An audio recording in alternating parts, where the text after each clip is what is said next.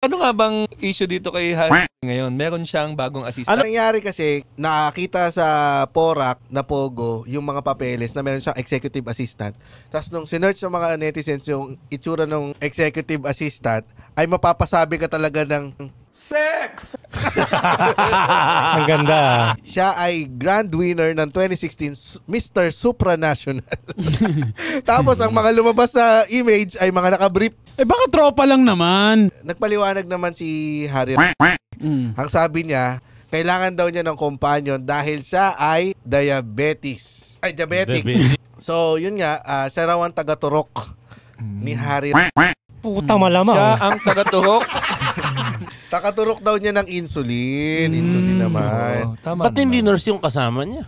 Mayroon bang masama na kumuha ng may itsurang executive assistant? Kung qualified naman. No, di ba? Kung malaki naman yung tite.